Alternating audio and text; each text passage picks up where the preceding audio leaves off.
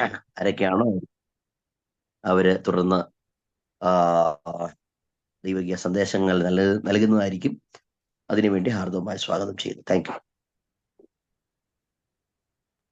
First ഷിബ് സാറാണ്. Okay, thank you ബാസ്. കേൾക്കാൻ പറ്റുന്നുണ്ടല്ലേ? ഉണ്ട്. കേൾക്കാം.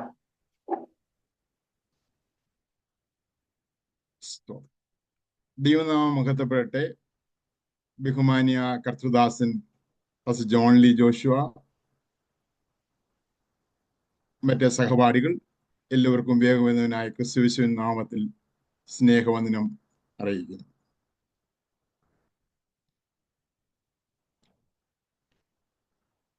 ഞാൻ നിങ്ങളുടെ ശ്രദ്ധയെ 1990 നടന്ന ഒളിമ്പിക്സ് മത്സരത്തിലേക്ക് ക്ഷണിക്കുകയാണ്. ചരിത്രത്തിന് ഏടുകളിൽ മറക്കാനാവാത്ത ചില സംഭവങ്ങൾ ആ ഒളിമ്പിക്സ് മത്സരത്തിൽ നടന്നു. ഡെറിക് എഡ്മണ്ട് എന്ന് പറയുന്ന ചെറുപ്പക്കാരൻ 400 മീറ്റർ മത്സരത്തിൽ ഓടി വരവേ അവസാന ലാപ്പിലെത്തിയപ്പോൾ അദ്ദേഹത്തിന്റെ കാല് ഉളുക്കി അദ്ദേഹത്തിന് മുന്നോട്ട് ഓടാൻ കഴിയുന്നില്ല. പെട്ടെന്ന് ഗാലറിയിൽ ഇരുന്ന അദ്ദേഹത്തിന്റെ പിതാവ് സെക്യൂരിറ്റി എല്ലാം ഭേദിച്ച് മുന്നോട്ട് കടന്നു വന്ന് തന്റെ മകനെ താങ്ങി ആ ഓട്ടം പൂർത്തിയാക്കാൻ സഹായിച്ചു. നാം ഒരു ആത്മീയ ഓട്ടത്തിലാണ്. ഇന്ന് പകൽക്കാലം അല്പസമയം നിങ്ങളുടെ ശ്രദ്ധയെ ആത്മീയ ഓട്ടം എന്ന വിഷയത്തോടുള്ള ബന്ധത്തിൽ ചിന്തിപ്പാൻ കർത്തൃകൃപയിൽ ഞാൻ ശരണപ്പെടുന്നു. അതിന് ആധാരമായി ഞാൻ എബ്രായ ലേഖനം 12-ാം അധ്യായം അതിന്റെ 1-ാമത്തെ വാക്യം ഒന്ന് വായിക്കട്ടെ. ആകയാൽ നാം സാക്ഷികളുടെ ഇത്ര വലിയ ഒരു സമൂഹം നമ്മുടെ ചുറ്റും നിൽക്കുന്നത് കൊണ്ട് സകല ഭാരവും മുറുകെ പറ്റുന്ന പാവവും വിട്ട് നമുക്ക് മുമ്പിൽ വെച്ചിരിക്കുന്ന ഓട്ടം സ്ഥിരതയോടെ ഓടുക. ഒരു നിമിഷം പ്രാർത്ഥിക്കാം. സ്നേഹവാനായ നല്ല കർത്താവ്, എന്നുള്ള സമയത്തിനായി സ്തോത്രം. ദൈവം ഞങ്ങളോട് സംസാരിക്കണം, ദൈവം ഞങ്ങളെ സഹായിക്കണം. ദൈവകൃപയിൽ പോകുന്നതിനും യേശുവിൻ നാമത്തിൽ തന്നെ. ഇവിടെ ഒരു ആത്മീയ ഓട്ടത്തെ കുറിച്ച് നാം കാണുന്നു. എബ്രായ ലേഖനത്തിന്റെ പ്രത്യേകത മറ്റേ ലേഖനങ്ങളിൽ വ്യത്യസ്തമായി ഈ ലേഖനം എഴുതിയത് യഹൂദന്മാരിൽ നിന്ന് രക്ഷിക്കപ്പെട്ട് കർത്താവിലേക്ക് വന്ന ആദിമസഭയിലെ ദൈവമക്കൾ കർത്താവിനെ വളരെ വിശ്വസ്തയോടെ സ്നേഹിച്ചും ദൈവത്തെ സേവിച്ചും കൊണ്ട് ദൈവജനത്തിന്റെ സത്യങ്ങൾക്കായി അവരുടെ മെസ്സിഹ അവർക്ക് പകർന്ന യാഥാർത്ഥ്യങ്ങൾക്കായി അവർ വളരെ ഉറപ്പോടെ ദൈവത്തെ സ്നേഹിച്ചുകൊണ്ട് നിന്നപ്പോൾ ജീവിതത്തിൽ ഒരിക്കലും പ്രതീക്ഷിക്കാത്ത വലിയ വേദനയിലൂടെ ആ ഭക്തന്മാർ കടന്നുപോയി. 10-ാം അധ്യായത്തിൽ ആദ്യ മക്കൾ ആ ക്രിസ്ത്യാനികൾ അനുഭവിച്ച വേദനകളെ കുറിച്ച് ദൈവത്തിന്റെ പരിശുദ്ധാത്മ രേഖപ്പെടുത്തിയിട്ടുണ്ട്. അങ്ങനെ വളരെ വേദനയിലൂടെ കടന്നുപോയ ദൈവമക്കൾ അവരുടെ ജീവിതത്തിലുണ്ടായ പ്രതിസന്ധികൾ നിമിത്തം അവരെല്ലാവരും കൂടി ഒരു തീരുമാനത്തിലേക്ക് എത്തിച്ചേർന്നു. അവർ വന്ന തീരുമാനം ഇതായിരുന്നു: നമ്മളിങ്ങനെ കഷ്ടതയും വേദനയും സഹിച്ച് മുന്നോട്ട് പോകാതെ ഈ കഷ്ടങ്ങൾ സഹിച്ച് ഇവിടെ നിൽക്കുന്നതിനേക്കാൾ ഭേദം തങ്ങളുടെ പഴയ മതത്തിലേക്ക് മടങ്ങിപ്പോകുന്നതാണ്. അവിടെ ഞങ്ങൾക്ക് ഇതുപോലെ കഷ്ടങ്ങളോ വേദനയോ പ്രയാസങ്ങളോ ഒന്നുമില്ല. ഇവിടെ നിൽക്കുന്നതിനേക്കാൾ സുരക്ഷിതവും ഇവിടെ നിൽക്കുന്നതിനേക്കാൾ സന്തോഷവും ഒക്കെ ആ പഴയ യഹൂദ മതത്തിലാണെന്ന് അവർ ചിന്തിച്ചു. അങ്ങനെ യഹൂദ മതത്തിലേക്ക് തിരിച്ചു പോകാൻ ശ്രമിക്കുന്ന ഒരു കൂട്ടം ഭക്തന്മാരെ കണ്ടുകൊണ്ട് അപ്പോസ്തലനായ പൗലോസ് അവരെ തടഞ്ഞു നിർത്തിക്കൊണ്ട് എഴുതുന്ന ലേഖനമാണ് എബ്രായ ലേഖനം. പൗലോസ് അപ്പോസ്തലനോട് പറയുന്ന കാര്യം, നമ്മുടെ കർത്താവ് സർവശ്രേഷ്ഠനാണ്.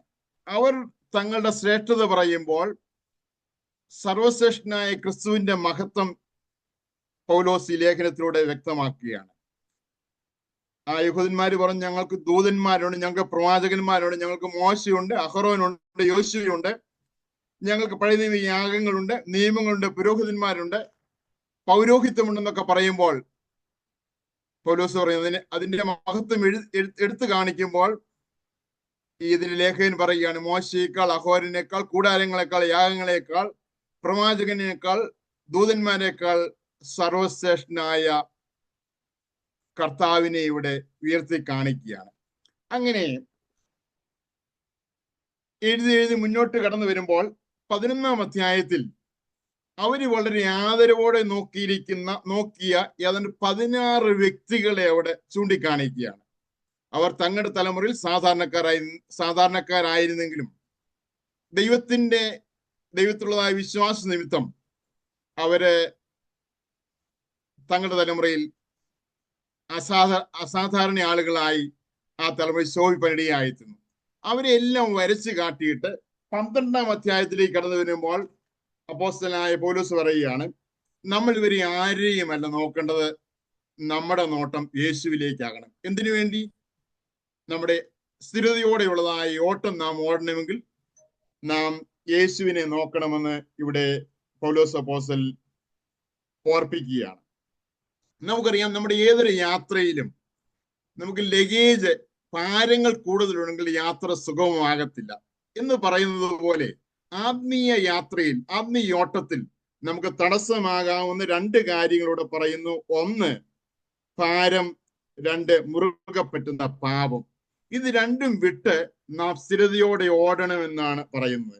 എന്ന് മാത്രമല്ല, പൗലോസ് അപ്പോസ്തലനോട് പറയുന്നു, ഈ ഓട്ടത്തിൽ നാം തനിച്ചല്ല. നമുക്ക് ചുറ്റും വിജയകരമായി ഓട്ടം പൂർത്തിയാക്കിയ സാക്ഷികളുടെ വലിയൊരു സമൂഹം നമുക്കുണ്ട്. അവരെ കാണുമ്പോൾ അത് നമുക്ക് പ്രോത്സാഹനമാകണം. ഈ ഓട്ടം നാം സ്ഥിരതയോടെ ഓടണം. ഈ ഓട്ടത്തിൽ പ്രതികൂലങ്ങളുണ്ട്. എന്നാൽ ഓട്ടത്തിൽ നമ്മുടെ കേന്ദ്രബിന്ദു ക്രിസ്തുവാണെങ്കിൽ, യേശുവാണെങ്കിൽ ഓട്ടത്തിൽ നാം തിരിഞ്ഞു പോവാൻ ഇടയാകത്തില്ല. സ്തോത്രം. പൗലോസ് അപ്പോസ്തലൻ മറ്റൊരു ലേഖനത്തിൽ ഇങ്ങനെയാ പറയുന്നത്, ഞാൻ നല്ല പോർ പൊരുതി, ഓട്ടം തികച്ചു, വിശ്വാസം കാത്തു, നീതിയുടെ കിരീടം കർത്താവ് എനിക്കായി വെച്ചിരിക്കുന്നു. വിശ്വാസ ജീവിതത്തിൽ നടത്തവുമുണ്ട്, ഓട്ടവുമുണ്ട്. നടത്തം നമ്മുടെ പ്രായോഗിക ജീവിതത്തെ കാണിക്കുമ്പോൾ ഓട്ടം നമ്മുടെ ആത്മീയ ശുശ്രൂഷയെ കാണിക്കുന്നു. അങ്ങനെ നമ്മുടെ ശുശ്രൂഷ നാം വിജയകരമായി പൂർത്തിയാക്കണമെന്ന് കർത്താവ് നമ്മെ കുറിച്ച് ആഗ്രഹിക്കുന്നു. പൗലോസ് മറ്റൊരു ഭാഗത്ത് ഇങ്ങനെയാ പറയുന്നത്, അവർ വാടുന്ന കിരീടം പ്രാപിക്കേണ്ടതിന് ഓടുമ്പോൾ നാമോ വാടാത്ത കിരീടം പ്രാപിക്കേണ്ടതിന് ഓടുന്നത്. ഇന്ന് പകൽ നാം ദൈവസ്ഥിതിയിലായിരിക്കുമ്പോൾ പൗലോസ് പറഞ്ഞ ആ പശ്ചാത്തലം, ഒളിമ്പിക്സ് മത്സരങ്ങളിൽ വിജയിയാകുന്ന ആളിന് ഒലിവിന്റെ തളിരിലുണ്ടാക്കുന്ന വാടുന്ന കിരീടം കൊടുക്കുന്ന ഒരു പതിവുണ്ട്. അതിലേക്ക് നോക്കിയിട്ട് തന്റെ ആത്മീയ ഓട്ടത്തെ കമ്പയർ ചെയ്തിട്ട് പൗലോസ് പറയുന്നു, ഞാൻ ഓടുന്ന വാടുന്ന കിരീടം പ്രാപിക്കാനല്ല, വാടാത്ത കിരീടം പ്രാപിക്കാനാണ്. ഇന്ന് പകൽ നാം ദൈവസ്ഥിതിയിലായിരിക്കുമ്പോൾ ഞാനും നിങ്ങളുടെ ആത്മീയ ഓട്ടത്തിലാണ്. ഞാൻ പ്രാരംഭമായി ഓർപ്പിച്ചതുപോലെ നാം ഈ ഓട്ടത്തിൽ ഒറ്റയ്ക്കല്ല. നമുക്ക് മുമ്പേ ഓട്ടം വിജയകരമായി പൂർത്തിയാക്കിയ അനേകരുണ്ട്.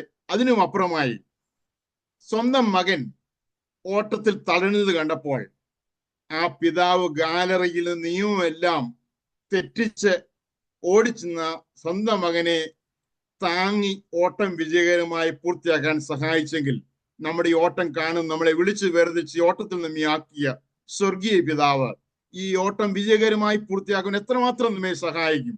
അങ്ങനെയെങ്കിൽ ഇന്ന് പകലിൽ ഈ വർഷത്തിന്റെ അവസാന മാസങ്ങളിൽ നമ്മൾ ഇരിക്കുമ്പോൾ നമ്മളൊരു കാര്യം തിരിച്ചറിയുക, ഈ ആത്മീയ ഓട്ടത്തിൽ നാം ഒറ്റയ്ക്കല്ല. പ്രതികൂലങ്ങൾ വന്നേക്കാം. തൊട്ട് ആ 12-ാം അധ്യായം 2-ാം വാക്യം നമ്മൾ എങ്ങനെയാ പറയുന്നത്, യേശുവിനെ നോക്കിയാൽ, അല്ലെങ്കിൽ യേശു തന്റെ ജീവിതത്തിൽ വന്ന പ്രതികൂലങ്ങളെ, അവമാനങ്ങളെ അലക്ഷ്യമാക്കുവാൻ കാരണം അവന്റെ മുമ്പിൽ വെച്ചതായ സ്തോത്രം സന്തോഷം ഓർക്ക് വേണ്ടിയായിരുന്നു. ഇന്ന് പകൽ ഓട്ടത്തിൽ പ്രതികൂലങ്ങൾ വന്നേക്കാം, പ്രതിസന്ധികൾ വന്നേക്കാം. എന്നാൽ അതിന്റെ എല്ലാം മധ്യത്തിൽ വിജയകരമായി ഓട്ടം പൂർത്തിയാക്കുവാൻ ദൈവമായ കർത്താവ് നമ്മെ സഹായിക്കട്ടെ. ഇങ്ങനെ ഒരു അവസരം ഒരുക്കിയതായ ദൈവദാസിന് നന്ദി അർപ്പിച്ചുകൊണ്ട് ദൈവസന്നിധിയിൽ നിന്ന് ഇരുന്നുകൊള്ളും. ദൈവം നമ്മെ സഹായിക്കുവാൻ.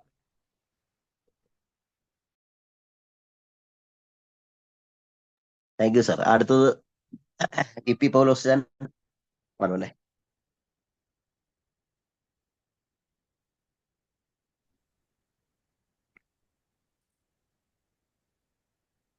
സൗണ്ട് ക്ലിയർ ആണോ? ക്ലിയർ ആണ്, ക്ലിയർ ആണ്. കേൾക്കാം, കുഴപ്പമില്ല.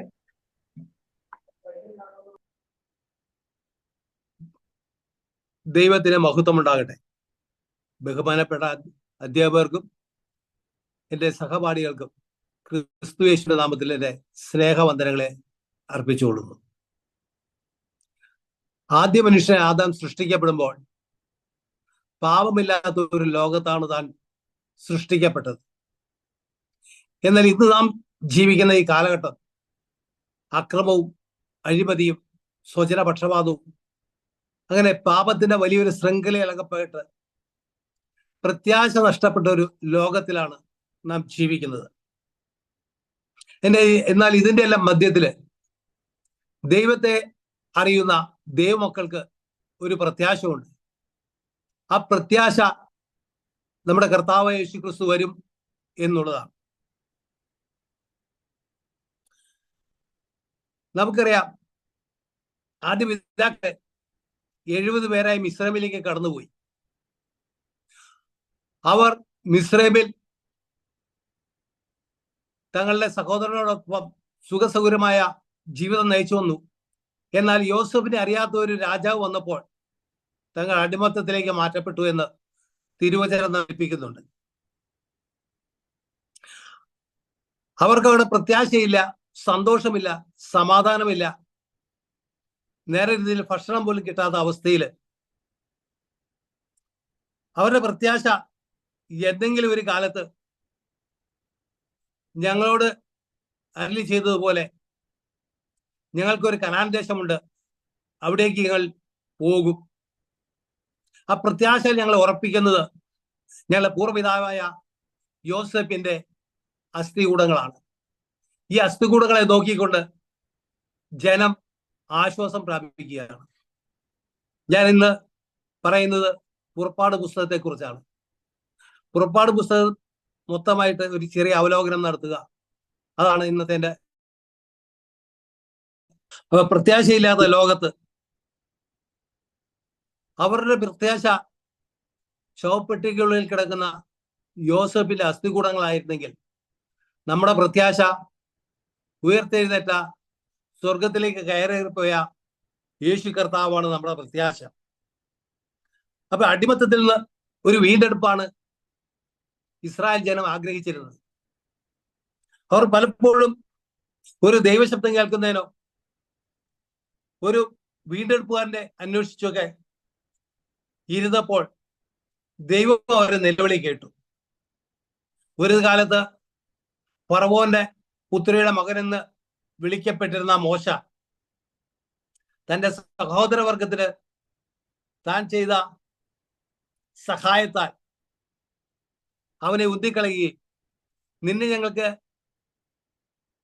രക്ഷകനും ന്യായകർത്താവുമാക്കി വെച്ചത് ആർ എന്ന് ചോദിച്ച് അവനെ ഉന്തിക്കളഞ്ഞപ്പോൾ മോശ അവിടം വിട്ട് കടന്നു പോകുന്നതായിട്ട് നമുക്ക് കാണുവാൻ കഴിയും.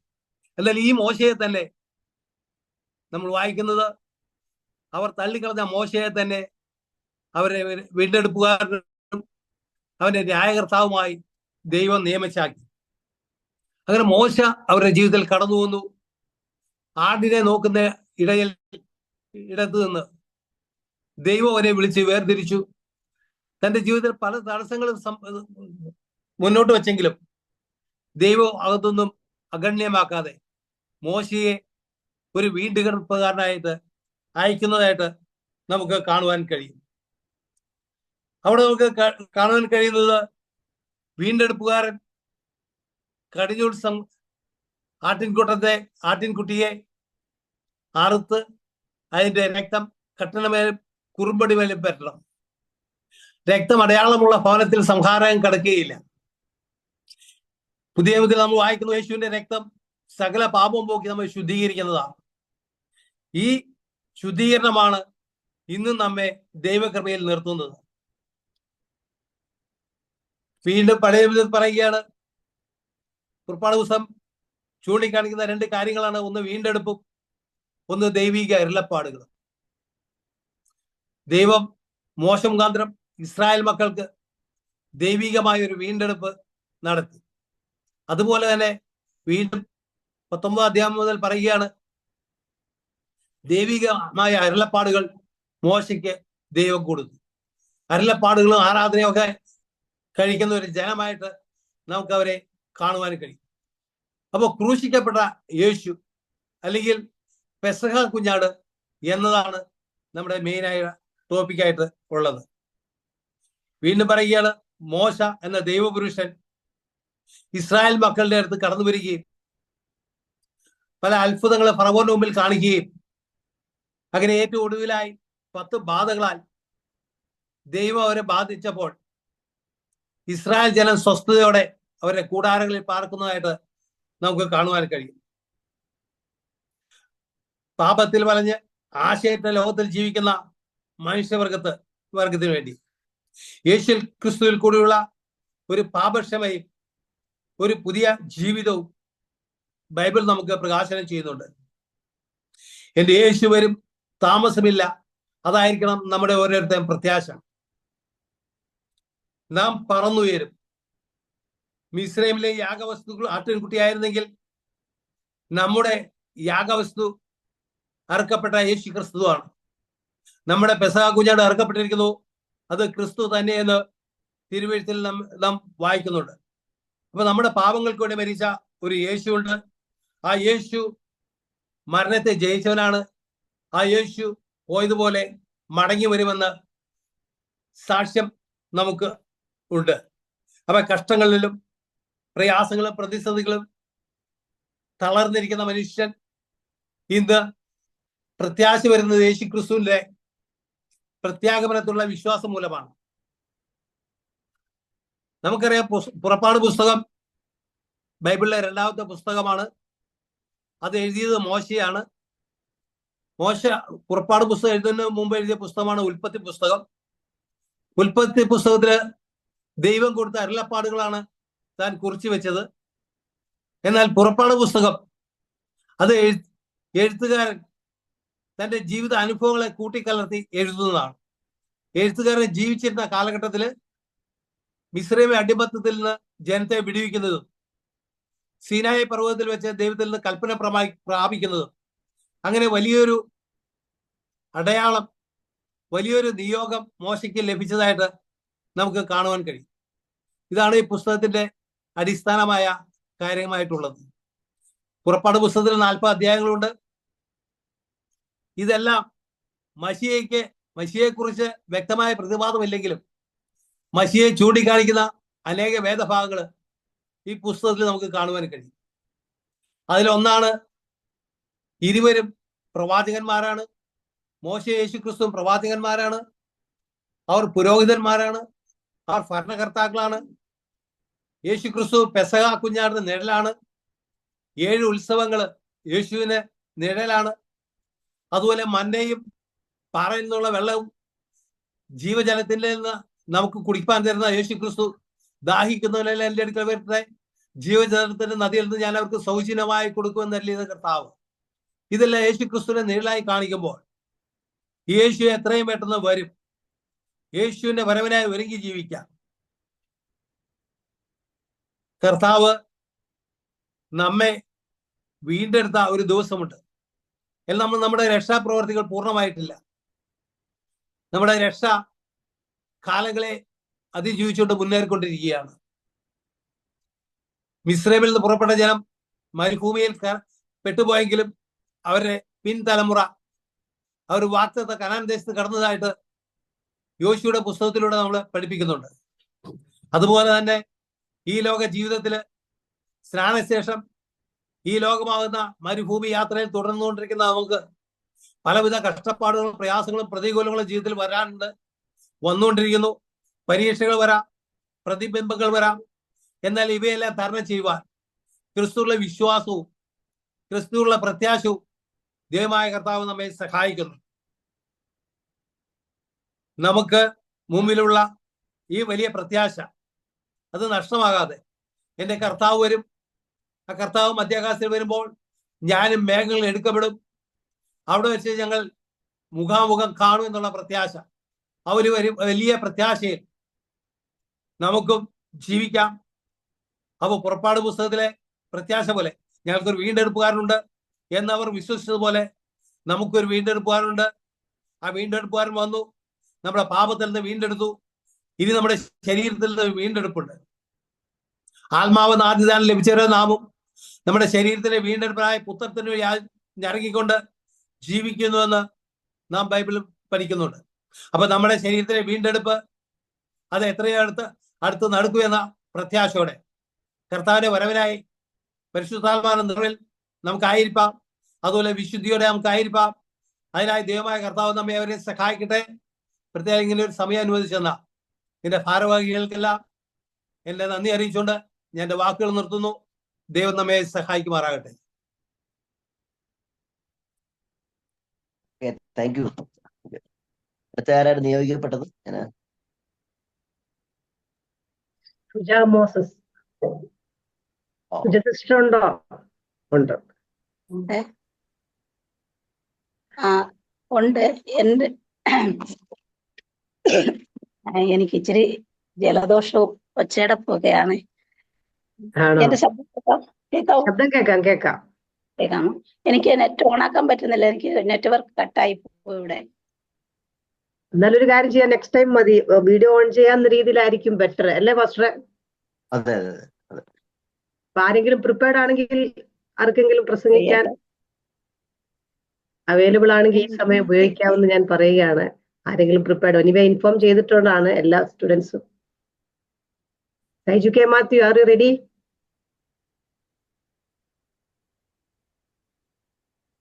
Or Simi sister?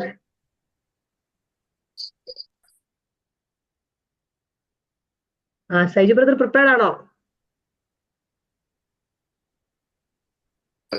അടുത്ത ആഴ്ച തന്നെ മതിയല്ലോ. ഇപ്പൊ വീഡിയോ ഓണാക്കാൻ പറ്റാത്തൊരു സാഹചര്യം. അത് ഞാന് ചില കാര്യം കൂടെ ആഡ് ചെയ്തോട്ടെ. ഞാൻ ഈ ഒരു 2 പ്രസംഗങ്ങൾ വളരെ നല്ല പ്രസംഗങ്ങളാണ്. കഴിഞ്ഞ പ്രസംഗങ്ങൾ ഒരു കഠിനാധ്വാനം ഉണ്ടായെന്ന് എനിക്ക് മനസ്സിലായി. അതിനകത്ത് യാതൊരു സംശയവുമില്ല. ദൈവം രണ്ടുപേരെ അനുഗ്രഹിക്കട്ടെ. പക്ഷെങ്കിൽ എനിക്കൊരു സംശയമുള്ളത്, അത് മനസ്സിലാകാത്ത കാരണമാണോ എന്ന് എനിക്കറിയത്തില്ല. 2-3 കാര്യം ഞാൻ ഇതിനിടയ്ക്ക് പറഞ്ഞായിരുന്നു. ഈ റേസിംഗ് നീഡ് ഞാനിപ്പം ഞാൻ ഷിബു ജേക്കബ് സാറിന്റെ പാസ്റ്ററുടെ മെസ്സേജ് ഒന്ന് എടുക്കുകയാണ്. അദ്ദേഹം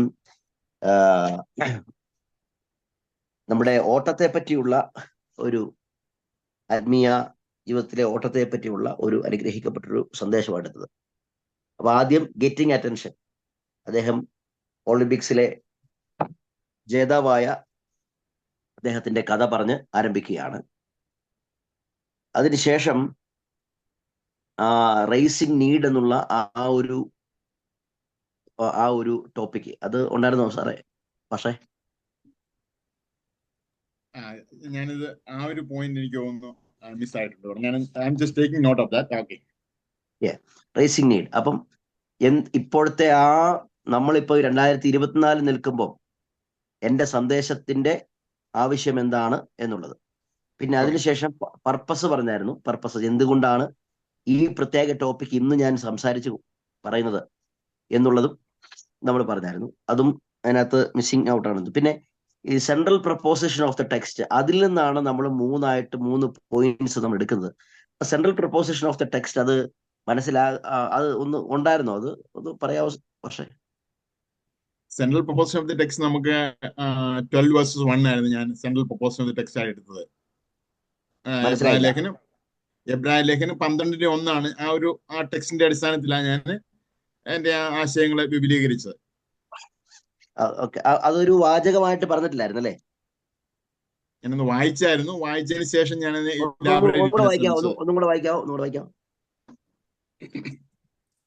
അല്ല എന്ന് പറഞ്ഞാൽ ആകയാൽ നാമും അതാണോ? സാക്ഷികളുടെ ഇത്ര വലിയ സമൂഹം നമുക്ക് ചുറ്റുമുണ്ടായിരുന്നു. ആകയാൽ നാമും സാക്ഷികളുടെ ഇത്ര വലിയൊരു സംഭവം നമ്മുടെ ചുറ്റും നിൽക്കുന്നതുകൊണ്ട് സകല ഭാരവും മുറുകെ പറ്റുന്ന പാവം വിട്ട് നമ്മുടെ മുന്നിൽ വെച്ചിരിക്കുന്ന ഓട്ടം സ്ഥിരതയോടെ ഓടുക. Central preposition of the text ആയിട്ട് കൺസ്ട്രക്ട് ചെയ്തത് എന്നാണ് ഞാൻ ചോദിച്ചത്. അങ്ങനെ ചെയ്തായിരുന്നോ? ഇല്ല. അല്ല പാസ്റ്റർ, എന്റെ വിഷയം ആത്മീയ ഓട്ടം എന്നായിരുന്നല്ലോ. അപ്പൊ എനിക്ക് തോന്നുന്നു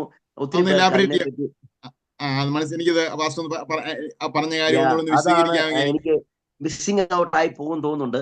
2 പ്രസംഗങ്ങളിൽ ഞാൻ കേട്ടപ്പോഴത്തേന് ആ ഒരു പ്രത്യേക central preposition of the text ആണ് ഒരു സെർമണിലെ ഏറ്റവും ഇമ്പോർട്ടന്റ് ആയിട്ടുള്ള കാര്യം. അത് മിസ്സിംഗ് ഔട്ട് ആയി പോയെന്നാണ് എനിക്ക് തോന്നുന്നത്. അപ്പം അത് പൗലോസ് ചാന്റെ മെസ്സേജിലും ആ ഒരു കൺസ്ട്രക്ഷൻ ആദ്യം തുടങ്ങിയത് കറക്റ്റ് ആയിരുന്നു. പക്ഷെങ്കിൽ അതിനുശേഷം അത് പതുക്കെ പതുക്കെ വേരിയേഷൻ ചെയ്തുകൊണ്ടെന്നാണ് എനിക്ക് തോന്നുന്നത്. ഞാൻ ഉദാഹരണം ആയിട്ട് ഇന്നൊരു നമുക്കൊരു സങ്കീർത്തനം എടുക്കാം. നമുക്കത് ഞാൻ നിങ്ങൾക്ക് കുറച്ചും കൂടെ ഒന്നും കൂടെ നമുക്ക് നോക്കാം. 43-ാമത്തെ സങ്കീർത്തനം ഒന്ന് എടുക്കാവോ? 43-ാം സങ്കീർത്തനം.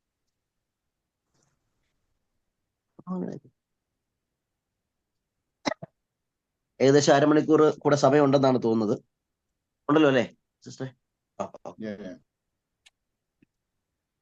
ഒരു ചെറിയ സങ്കീർത്തനം, അതുകൊണ്ടാണ് ഞാൻ എടുത്തത്. ഞാൻ ആ സങ്കീർത്തനം വായിക്കുകയാണ്.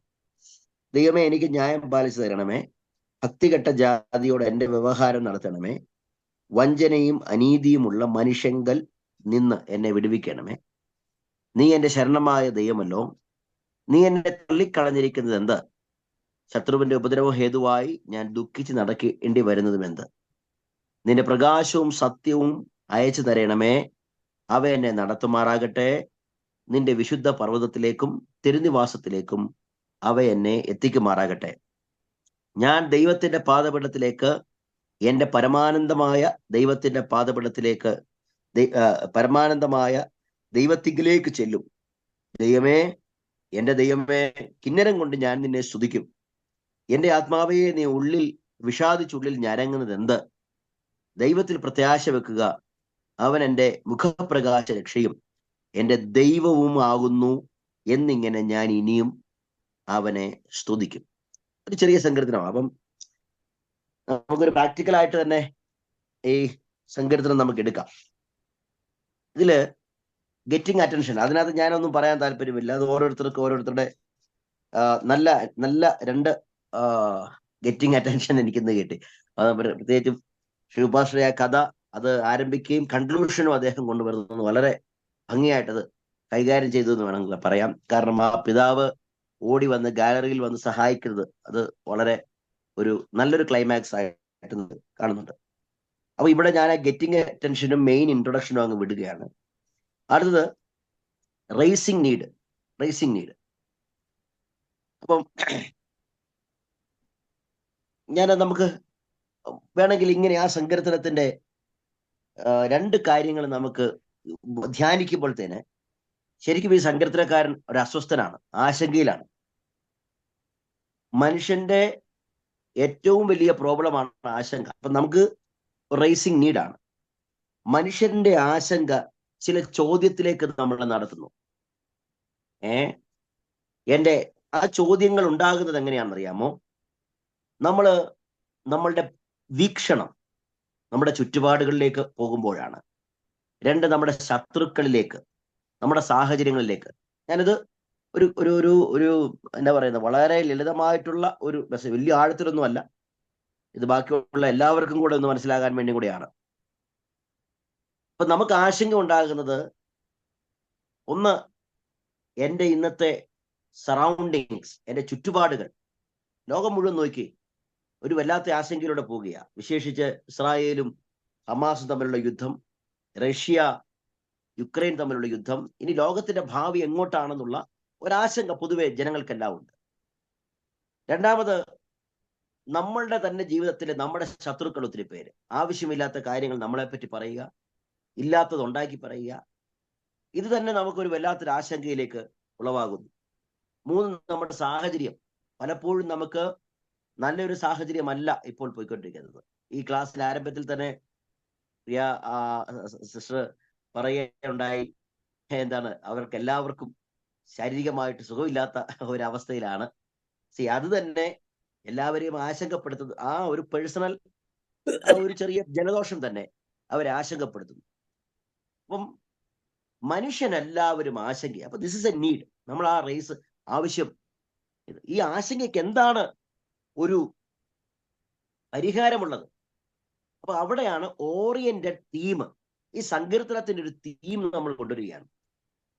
അപ്പൊ ആ സങ്കീർത്തനം വായിക്കുമ്പോഴത്തേന് നമുക്ക് ഒന്നും കൂടെ ആ സങ്കീർത്തനം പിന്നെ വായിക്കേണ്ടി വരും, ഈ തീം കണ്ടുപിടിക്കാൻ.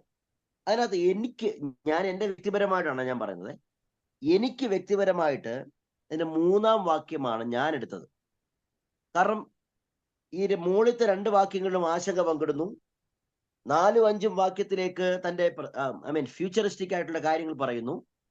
പക്ഷെങ്കിൽ മൂന്നാമത് അദ്ദേഹം ഒരു പ്രസന്റ് സിറ്റുവേഷൻ നിൽക്കുകയാണ്. നിന്റെ പ്രകാശവും സത്യവും അയച്ചു തരണമേ, അവ എന്നെ നടത്തുമാറാകട്ടെ. അദ്ദേഹം ഒരു പ്രാർത്ഥന അവിടെ തന്നെയാണ് അദ്ദേഹം ഫോക്കസ് ചെയ്യുന്നത്.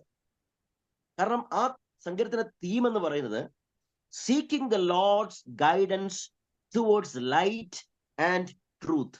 ദൈവിക വെളിച്ചത്തിലേക്കും ദൈവത്തിന്റെ സത്യത്തിലേക്കും ഉള്ള ആ ഒരു വീക്ഷണമാണ്, ഇല്ലെങ്കിൽ അന്വേഷണമാണ് തന്നെ ഈ ആശങ്കയിൽ നിന്ന് രക്ഷപ്പെടാൻ പ്രേരിപ്പിക്കുന്ന ഘടകമെന്ന് നമുക്ക് ഈ സങ്കീർത്തനത്തിന്റെ 3-ാം വാക്യം വായിക്കുമ്പോൾ നമുക്ക് മനസ്സിലാക്കാം. അപ്പം ഞാൻ അത് എഴുതിയിരിക്കുന്നത് ഓറിയന്റഡ് തീമായിട്ട് ഞാൻ ഇംഗ്ലീഷിൽ കൺസ്ട്രക്ട് ചെയ്തിരിക്കുന്നത് seeking the guidance towards light, seeking the Lord's guidance towards light and truth which will guide us to focus God's presence. ഈ ദൈവിക വെളിച്ചവും ദൈവിക സത്യങ്ങളും ദൈവ സാന്നിധ്യത്തിലേക്ക് നമ്മളെ വീക്ഷിക്കുവാൻ നമ്മളെ സഹായിക്കുന്നു. അപ്പം അതാണ് ആ സങ്കീർത്തനത്തിന്റെ ഓറിയന്റഡ് തീമായിട്ട് എനിക്ക് മനസ്സിലാക്കാൻ കഴിഞ്ഞത്. ഇനി ഇവിടെയാണ് central preposition of the text. അത് എൻ്റെ മാത്രമുള്ളത്, നിങ്ങളുടെ ആരുടെയല്ല, ഇത് എൻ്റെ മാത്രമുള്ളതാണ്. ആ ഓറിയന്റഡ് തീം ഞാൻ ചിലപ്പോൾ ആ സങ്കീർത്തനത്തിൽ നിന്ന് വായിച്ചതാണ്. പക്ഷെ ഇനി എൻ്റെ സെർമണാണ്. ഇത് ലോകത്തിൽ ഒരു മനുഷ്യനും അല്ല, എനിക്ക് ആരുടെയും കോപ്പി അടിക്കാനും ആവശ്യമില്ല. ഇതാണ് ഈ സെൻട്രൽ പ്രപ്പോസിഷന്റെ ഗെയിം എന്ന് പറയുന്നത്. നിങ്ങൾക്ക് മനസ്സിലായോ? വിദ്യാർത്ഥികളായ നിങ്ങളോട് ഒരു കാര്യങ്ങളും പറഞ്ഞിട്ട്, ഈ central preposition of the theme നിങ്ങൾ കൺസ്ട്രക്ട് ചെയ്യുന്നത് എക്സ്ക്ലൂസീവ്ലി എന്ന് പറഞ്ഞാൽ വേറെ ആർക്കും ആരുടെയും മെസ്സേജ് അല്ല, നമ്മുടെ തന്നെ മെസ്സേജാണ് നമ്മൾ ഉണ്ടാക്കാൻ പോകുന്നത്. അതാണ് ഞാൻ ഈ പഠിപ്പിച്ച ഹോമിലിറ്റിക്സ് മെത്തഡോളജിയുടെ ഏറ്റവും വലിയ വേറെ പോയിന്റ്സിനകത്ത് നമുക്ക് മായം കലർത്താം, വേണമെന്നുണ്ടെങ്കിൽ അവിടുന്ന് ഇവിടുന്ന് ഒക്കെ അടിച്ചു മാറ്റാം, കുഴപ്പമൊന്നുമില്ല. പക്ഷെങ്കില് ഈ central preposition of the text sermon CPT ഈ ഒരു കാര്യം എൻ്റെ മാത്രമുള്ളതാണ്. നിങ്ങൾക്ക് ആർക്കും അത് പൊട്ടത്തരമായിരിക്കാം, പക്ഷെ അത് എൻ്റെ മാത്രമുള്ളതാണ്. ഇവിടെ ഞാൻ പറഞ്ഞത് 3 കാര്യമാണ്. ഞാൻ അതിനകത്ത് തുടർന്നുള്ള പോയിന്റുകൾ പറയുന്നതിന്റെ ആ 3 കാര്യം ഞാൻ ഒരു ടെക്സ്റ്റ് ഒരു CPT ആയിട്ട്, അല്ലെങ്കിൽ central preposition of the text ആയിട്ട് എടുത്തു. ഇങ്ങനെയാണ്.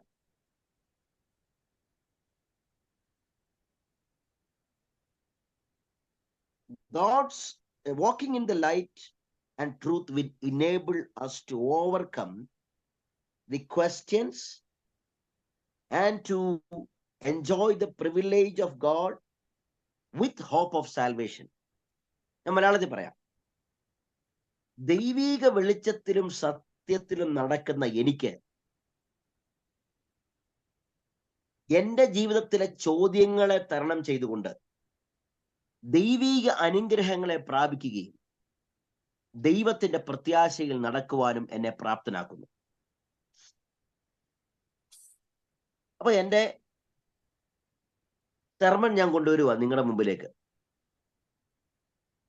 ദൈവത്തിന്റെ വെളിച്ചത്തിൽ നടക്കുന്ന ഒരു ഭക്തർ, ഇല്ലെങ്കിൽ നടക്കുന്ന ആൾക്ക് ചോദ്യങ്ങളെ തരണം ചെയ്യുവാനും ദൈവിക അനുഗ്രഹങ്ങളെ പ്രാപിച്ച് പ്രത്യാശയിൽ നടക്കുവാനും നമ്മളെ പ്രേരിപ്പിക്കുന്നു. അത് ഞാൻ ഇംഗ്ലീഷിൽ എഴുതിയത് walking in the light will enable us to overcome the questions or situation and to walk in the joy of our Lord and with the hope of salvation.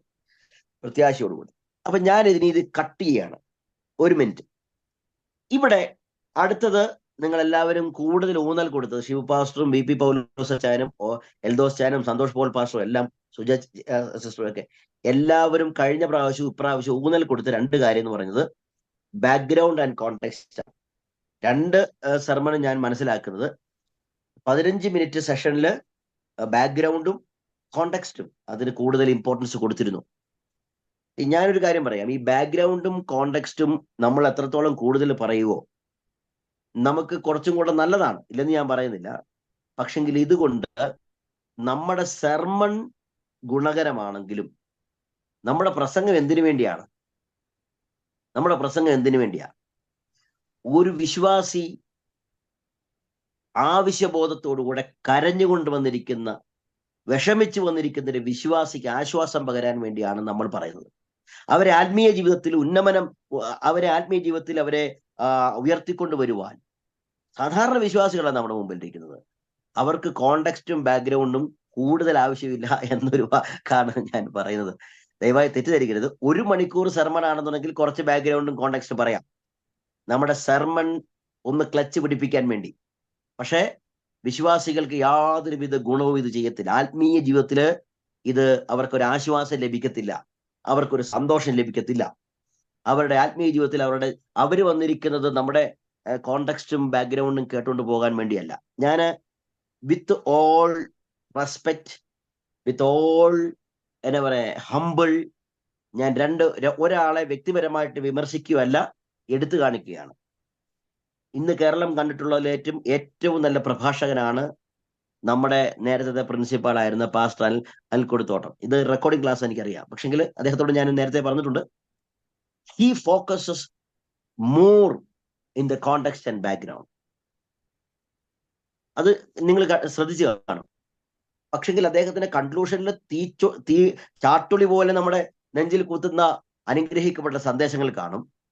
പക്ഷെങ്കിൽ നിങ്ങൾ അദ്ദേഹത്തിന്റെ സെർമൺ ശ്രദ്ധിക്കുകയാണെന്നുണ്ടെങ്കിൽ ബാക്ക്ഗ്രൗണ്ടും കോണ്ടെക്സ്റ്റും കൂടുതൽ അദ്ദേഹം ഫോക്കസ് ചെയ്യും. പക്ഷെങ്കിൽ ഒരു കോമൺ ബിലീവറിനെ സംബന്ധിച്ച് ആത്മീക ഒരു ഉത്തേജനം ഉണ്ടെങ്കിൽ ഇത് നമുക്ക് വാക്യത്തിന്റെ അവരെ ബലപ്പെടുത്തുന്ന കാര്യങ്ങളാണ് പറയേണ്ടത്. എന്നോടൊപ്പം നിങ്ങൾ എന്നാ പറയുന്നത്, എൻ്റെ ഈ ഒരു ആശയത്തോട് നിങ്ങൾ എത്ര പേര് യോജിക്കുന്നുണ്ടെന്ന് അറിയത്തില്ല. This is very personal, very personal. ഞാൻ പറഞ്ഞല്ലോ, അദ്ദേഹം ഇന്ന് ഇന്ത്യ കണ്ടിട്ടുള്ള, ലോകം കണ്ടിട്ടുള്ള ഏറ്റവും നല്ല ഒരു പണ്ഡിതനാണ്, ക്രിസ്തീയ പണ്ഡിതനാണ്. അതിനകത്ത് യാതൊരു തർക്കവുമില്ല. പക്ഷെങ്കിൽ ഒരു സാധാരണ വിശ്വാസി, എൻ്റെ മുമ്പിലിരിക്കുന്ന വിശ്വാസിക്ക് അവർക്ക് ആത്മീക ചൈതന്യം കൊടുക്കണമെങ്കിൽ അടുത്തത് ഞാനാണ്, എനിക്ക് ദൈവം തന്നിരിക്കുന്ന പ്രകാശനമാണ്. ഞാൻ പറയുന്നത് എല്ലാവരും ദേഷ്യപ്പെട്ട് കേൾക്കുന്ന പോലെ തോന്നി, ഞാൻ വിചാരിക്കരുത്. അപ്പം ഇനി ഞാൻ പറയുന്നത് വാക്കിംഗ് ഇൻ ദ ലൈറ്റ്. ഇവിടെ ഈ സങ്കീർത്തനക്കാരൻ നിലവിളിക്കുക, എന്നെ വെളിച്ചത്തിലും സത്യത്തിലും നടത്തണേന്ന്. ഞാൻ ഈ ഞായറാഴ്ച എടുത്ത സർമണ ഞാൻ ഈ പറഞ്ഞത്, വേറൊന്നുമല്ല. ഈ ഞായറാഴ്ച ഞാൻ സഭയിൽ പ്രസംഗിച്ച എൻ്റെ പ്രസംഗമാണ്. അപ്പം ഒന്നാമത്തെ ഈ CPT എടുത്തിട്ട് ഞാൻ കോണ്ടെക്സ്റ്റും ബാക്ക്ഗ്രൗണ്ട് അതുകൊണ്ട് വിടുക. ഈ കോരഹപുത്രന്മാരുടെ സങ്കീർത്തനമാണ്. സങ്കീർത്തനങ്ങൾ നമുക്ക് അതിനുള്ള ബാക്ക്ഗ്രൗണ്ട് പറയാൻ പറ്റും, അതിന്റെ കോണ്ടെക്സ്റ്റും നമുക്ക് പറയാൻ പറ്റും. ഞാൻ അതങ്ങ് വിടുക. ഇനി ഞാൻ എടുത്ത 3 പോയിന്റ് മാത്രം പറയുക. അപ്പൊ നിങ്ങൾക്ക് ഞാൻ ഈ പോയിന്റ് പറയുമ്പോൾ എന്നാന്നറിയാമോ, സാധാരണ ഒരാൾക്ക് എല്ലാം മനസ്സിലായില്ലെങ്കിലും അത്യാവശ്യം ഈ പോയിന്റ് എങ്കിലും പിടിച്ചുകൊണ്ട് ഒരാഴ്ച ജീവിക്കാന്നേ. അതാ ഞാൻ പറഞ്ഞോളൂ, അല്ല വേറൊന്നുമല്ല. 3 കാര്യങ്ങൾ. ഒന്ന്, if you are not walking in the light and truth, നിങ്ങൾ ഈ വെളിച്ചത്തിലും സത്യത്തിലും നടന്നില്ല എങ്കിൽ നിങ്ങൾ ജീവിതത്തിൽ ചോദ്യങ്ങൾ ചോദിക്കുന്നവരായി മാറും. അത് എൻ്റെ ഒന്നാമത്തെ പോയിന്റാണ്. ഇത് ശരിക്കും പറഞ്ഞാൽ പൊട്ടത്തരാന്ന് നിങ്ങൾ വിചാരിച്ചു, പക്ഷേ അവിടെ വാക്യം എന്നാണെന്നറിയാമോ? അവിടെ പറയാണ്, നീ എൻ്റെ ദൈവമല്ലോ, നീ എന്നെ തള്ളിക്കളഞ്ഞിരിക്കുന്നത് എന്ത്? ദൈവം അങ്ങനെ തള്ളിക്കളയോ? ചോദ്യം ചോദിക്കുന്നതിന്റെ കാരണം എന്നറിയാമോ? ഈ വെളിച്ചത്തിലും സത്യത്തിലും നടക്കാത്ത കാരണം. വെളിച്ചവും സത്യം ആരാന്ന് നമുക്കറിയാം. ഈ കർത്താവ് യേശു പറയാണ്, ഞാൻ തന്നെ ലോകത്തിന്റെ വെളിച്ചമാണ്, ഞാൻ നിങ്ങൾ ഒരു നാളും കൈവിടത്തില്ല. പക്ഷെ നമ്മൾ എന്താ ചോദിക്കുന്നത്? നീ എന്നെ തള്ളിക്കള. കാരണം നമ്മൾ നോക്കുന്നത് എന്താ? ഞാൻ കുറച്ച് മുമ്പ് മേളി പറഞ്ഞില്ലേ, നമ്മുടെ സാഹചര്യങ്ങളെ നോക്കുന്നു, നമ്മുടെ പരിതസ്ഥിതികളെ നോക്കുന്നു, നമ്മുടെ ശത്രുക്കളെ നോക്കുന്നു. പക്ഷേ സങ്കീർത്തനക്കാരനൊരു കാര്യം അറിയാം, അവിടെ എൻ്റെ ഫോക്കസ്, എൻ്റെ ദൈവമേ നീ എന്നെ വെളിച്ചത്തിലും സത്യത്തിലും എന്നെ നടത്തി. ഒരു വിശ്വാസിയോട് ഞാൻ ഈ പോയിന്റ് പറയുമ്പം ഒരു എന്താ പറയുന്നത്, അത് നമ്മളെ തന്നെ അങ്ങ് ചോദിക്കുകയാണ്, അല്ലെ? ഒന്നാമത് പറയുകയാണ്, നിങ്ങൾ ജീവിതത്തിൽ വെളിച്ചത്തിലും സത്യത്തിലും നടന്നില്ല എങ്കിൽ നമ്മൾ ജീവിതത്തിൽ ചോദ്യങ്ങൾ ചോദിക്കുന്നവരായില്ല. എന്തിനാണ് പറയണം? നമ്മൾ ഇയ്യോബിനെ വലിയ ഭക്തനായിട്ടാണ് പറയുന്നത്. പക്ഷെ ഇയ്യോബിന്റെ ചോദ്യങ്ങളെല്ലാം മണ്ടത്തരമല്ലായിരുന്നു. ഇയ്യോബിന്റെ ചോദ്യങ്ങളെല്ലാം എത്രയോ ചോദ്യങ്ങളാണ് ഇയ്യോബ് ചോദിച്ചിരിക്കുന്നത്. അതിൽ ഞാൻ വായിച്ച് എടുത്ത സമയം കളയണമെന്ന് എനിക്കില്ല. എന്നാലും ഞാൻ 6-ാം അധ്യായം വായിക്കുമ്പോൾ ഇവിടെ കോറിലേഷൻ വന്നു കേട്ടോ. ഞാനിപ്പോ ഇയ്യോബിലേക്ക് പോവാം. കോറിലേഷൻ, ഈ പോയിന്റ് ഞാൻ റിലേറ്റ് ചെയ്യുകയാണ്. 6-ാം അധ്യായം അതിന്റെ 5-ാം വാക്യത്തിൽ വായിക്കുകയാണ്, പുല്ലുള്ളെടുത്ത് കാട്ടുകഴുത ചിനയ്ക്കുമോ? തീറ്റിരുന്നുമ്പോ കാളമിടുമോ? രുചിയില്ലാത്തത് ഉപ്പ് കൂടാതെ തിന്നാമോ? മുട്ടയുടെ വെള്ളയ്ക്ക് രുചിയുണ്ടോ? യോബിന്റെ ചോദ്യമാ.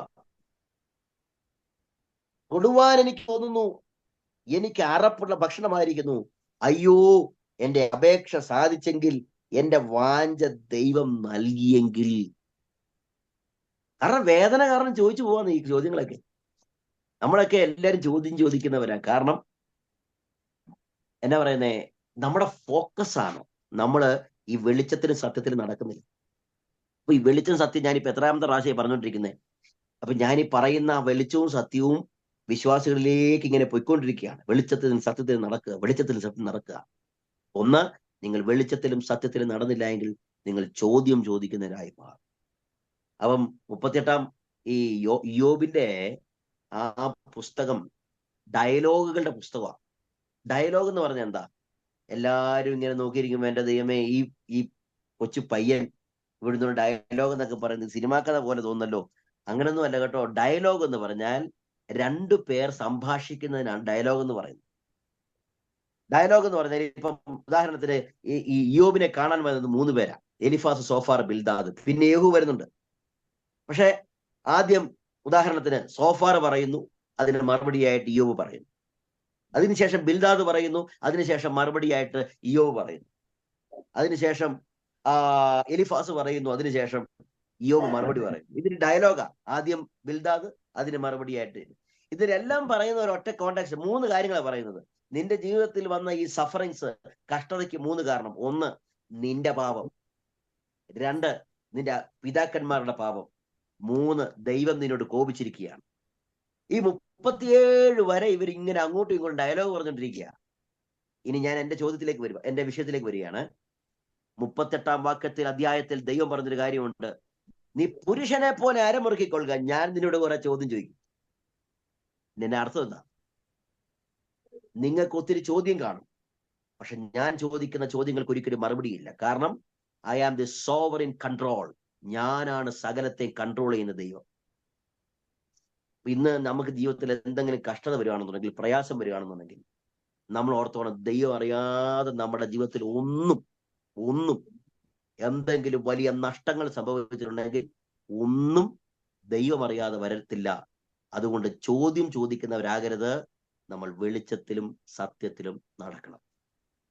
അപ്പൊ എന്നെ 1-ാമത്തെ പോയിന്റ് ഞാൻ അവിടെ കൺക്ലൂഡ് ചെയ്യാം. 2-ാമത്തത്, if you are not walking in the light and truth, you cannot enjoy the privileges of God. ദൈവത്തിന്റെ സന്തോഷം, ദൈവം തരുന്ന സന്തോഷം നമുക്ക് അനുഭവിക്കാൻ കഴിയത്തില്ല. ദൈവിക സന്തോഷം നമുക്ക് അനുഭവിക്കാൻ കഴിയത്തില്ല നമ്മൾ വെളിച്ചത്തിന് സത്യത്തിൽ നടന്നില്ലെങ്കിൽ. കാരണം 43-ാം സങ്കീർത്തനം എടുത്തേ, അവിടെ പറയുന്ന അടുത്ത വാക്യം എന്താ? നിന്റെ വിശുദ്ധ പർവ്വതത്തിലേക്കും തിരുനിവാസത്തിലേക്കും അവ എന്നെ എത്തിക്കുമാറാകട്ടെ. ഏത്? ഈ വെളിച്ചവും സത്യവും. അവ എന്നെ എത്തിക്കുമാറാകട്ടെ. അവിടെ എന്താ ഉള്ളത്?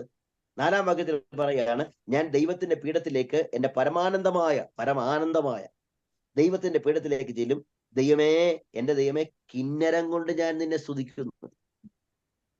ദൈവത്തിൽ സന്തോഷിക്കണമെങ്കിൽ you should walk in the truth and light. ദൈവിക സന്തോഷം. ആരാധനയ്ക്ക് വരുവാണ്, പ്രാർത്ഥനയ്ക്ക് വരികയാണ്, ഇന്നിവിടെ ബൈബിൾ ക്ലാസ് ഇരിക്കുക. നമ്മുടെ അകത്ത് സന്തോഷമില്ലെങ്കിൽ നമ്മൾ വെളിച്ചത്തിലും സത്യത്തിലും അല്ല.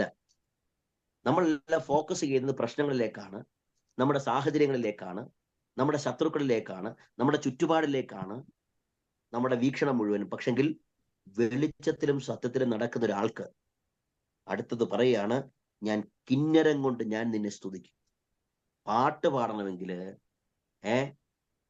അപ്പം അന്നമ്മ മാമൻ അദ്ദേഹത്തെ, ആ അമ്മച്ചിയെ എന്താ പറയുന്നേ, വീട്ടിൽ നിറക്കി വിട്ട് ബ്ലേഡ് കൊണ്ട് വാറയെന്ന് ഞാൻ അറിഞ്ഞത്. സുവിശേഷം കർത്താവിൽ വിശ്വസിച്ചു ബ്ലേഡ് കൊണ്ട് ശരീരം മുഴുവൻ വാറി എന്നിട്ട് ഇറക്കി വിട്ടു.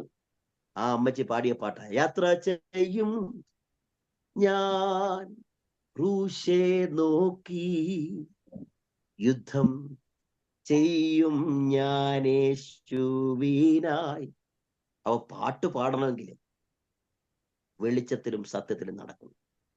ദൈവിക സന്തോഷം അനുഭവിക്കണമെങ്കിൽ വെളിച്ചത്തിലും സത്യത്തിലും നടക്കണം. അപ്പൊ ഞാൻ രണ്ടാമത്തെ പോയിന്റ് അവിടെ കൺക്ലൂഡ് ചെയ്യുകയാണ്. അവിടെ ഞാന് 119 സങ്കീർത്തനത്തിലെ 2 വാക്യം വായിച്ചു. അവൻ നിന്റെ വചനം എന്റെ കാലുകൾക്ക് ദീപവും എന്റെ പാതയ്ക്ക് പ്രകാശമാകും. അവിടെ പറയുന്ന 3 പദം കാണാൻ കഴിയും. To the mountain, to the holy of holy and to the joy. ഈ വെളിച്ചവും സത്യവും നമ്മളെ വിശുദ്ധ പർവ്വതത്തിലേക്ക്, ദൈവത്തിന്റെ പീഠത്തിലേക്ക്, 3 ദൈവിക സന്തോഷത്തിലേക്ക് നമ്മളെ നടത്തും. ഇനി മൂന്നാമത്തെ point, if you are not walking in the light and truth, you will not have hope in our life. നമ്മുടെ ജീവിതത്തിൽ പ്രത്യാശ ഉണ്ടാവത്തില്ല. വെളിച്ചത്തിലും സത്യത്തിലും നടന്നില്ല എങ്കിൽ നമ്മുടെ ജീവിതത്തിൽ നമുക്ക് പ്രത്യാശ ഉണ്ടാകും. അവിടെ 5-ാം വാക്യത്തിൽ പറയാണ്, എന്റെ ആത്മാവെ നീ ഉള്ളിൽ വിഷാദിച്ച് ഇറങ്ങിയിരിക്കുന്നത് എന്താ? അയ്യോ, ചിലപ്പോ താടിക്കും കൈകൊടുത്തിരിക്കുന്നത് ചോദിക്കുമ്പോ നമ്മൾ തന്നെ അറിയാതെ പറഞ്ഞു പോകും, എന്റെ ദൈവമേ നീ ഉള്ളിൽ വിഷാദിച്ച് ഉള്ളിൽ ഇറങ്ങിയിരിക്കുന്നത് എന്താ? നമ്മൾ തന്നെ അറിയാതെ പറയുക. ഓരോ ആരാധനയ്ക്കൊക്കെ വന്നിരുന്ന് ഇങ്ങനെ ചാരി ഇരിക്കുന്ന കാണുമ്പോൾ രാവിലെ തന്നെ നമുക്ക് തോന്നും, എന്റെ ദൈവമേ എന്തിനായി ഉള്ളിൽ വിഷാദിച്ച്. Walk in the light and truth. വെളിച്ചത്തിൽ സത്യത്തിൽ നടന്നേ. അടുത്ത് പറയാണ്, അവൻ എന്റെ മുഖപ്രകാശ രക്ഷയും എന്റെ ദൈവമാകുന്നു എന്നിങ്ങനെ ഞാൻ ഇനിയും പറയും. ഇംഗ്ലീഷിൽ ആ വാക്യം ഹോപ്പ് എന്നൊരു പദമാണ് അവിടെ കൊടുത്തിരിക്കുന്നത്. It's a hope. അവിടെ Psalms 43.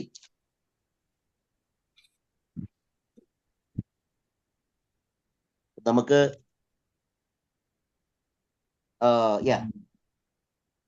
put your hope in God. Put your hope in God. ദൈവത്തിൽ നിങ്ങളുടെ പ്രത്യാശ വേണം. എന്തിനാ ഈ ഭാരമായിട്ട് ഇങ്ങനെ പേര് നടക്കുന്നത്? വെറുതെ ടെൻഷൻ അടിക്കരുത് കേട്ടോ. ആവശ്യമില്ലാത്ത രോഗമെല്ലാം ഉണ്ടാവും.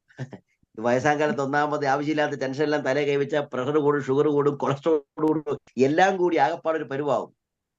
വാക്ക് in the light and truth. ദൈവത്തിന്റെ വെളിച്ചത്തിൽ. അവസാന കൺക്ലൂഷൻ ഞാൻ ഇങ്ങനെയാ ചെയ്തത്, who is the light and truth? ആരായി വെളിച്ചവും സത്യം?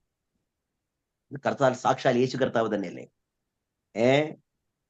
പുതിയ നിയമത്തിൽ കർത്താവ് ഈ ഭൂമിയിൽ വന്നിട്ട് പറയുകയാണ്, I am the light of the world, I am the truth. ഞാൻ തന്നെ വഴിയും സത്യവും ജീവനുമാണ്. അപ്പോൾ യേശുവോട് ചേർന്ന് നടക്കുക. ഇതാണ് യേശുവിനോട് ചേർന്ന് നടക്കുന്നൊരു ജീവിതം. ഇത്രയും പറഞ്ഞ് ഞാൻ കൺക്ലൂഷൻ ചെയ്തു. ഞാൻ ഇത് ഈ സങ്കീർത്തനത്തിന്റെ CP central preposition of the text or sermon, അങ്ങനെ വേണം നമുക്ക് പറയാം. CPS എന്നോ CPT എന്നോ, ഇതിലൊരു പ്ലേ ആണ് നമുക്കിപ്പം നിങ്ങളിപ്പോ കണ്ടത്. ഇനി 43-ാം സങ്കീർത്തനം നിങ്ങൾക്ക് വേറെ വിധത്തിൽ വ്യാഖ്യാനിക്കാം, നിങ്ങളുടെ മെസ്സേജ് ഉണ്ടാക്കാം. ഞാനിപ്പോ ചുരുക്കമായിട്ട് എൻ്റെ ഒരു രീതിയിൽ ഞാൻ ഉണ്ടാക്കിയിരുന്നുള്ളൂ. ഇതിപ്പം കോണ്ടെക്സ്റ്റും കൂടുതൽ പറഞ്ഞില്ല, ബാക്ക്ഗ്രൗണ്ടും കൂടുതൽ പറഞ്ഞില്ല. ഞാൻ പറഞ്ഞത് മുഴുവനും ഈ വാക്യത്തിന്റെ വ്യാഖ്യാനം അതിനകത്ത് വന്നു, സങ്കീർത്തനത്തിന്റെ വ്യാഖ്യാനം വന്നു. ഞാൻ അവകാശപ്പെടുകയല്ല, ഞാൻ എൻ്റെ രീതിയിൽ ഞാൻ പറയുകയാണ്. വ്യാഖ്യാനം വന്നു, ആ വാക്യങ്ങളെല്ലാം തന്നെ നമ്മൾ വായിച്ചു, വാക്യങ്ങളെല്ലാം തന്നെ നമ്മൾ വിഭാഗിച്ചു. ആ സങ്കീർത്തനം നമ്മൾ ഒരു ടോട്ടലായിട്ട് നിങ്ങളുടെ മുമ്പിൽ അവതരിപ്പിക്കുകയും ചെയ്തു. ഞാൻ പറഞ്ഞത് മനസ്സിലാകുന്നുണ്ടോ? ഇനി എന്തെങ്കിലും ഞാൻ ഇത്രയും പറഞ്ഞതിൽ എന്തെങ്കിലും സംശയം ഉണ്ടെങ്കിൽ ഒന്നും കൂടെ നമുക്ക് ചോദിക്കാം.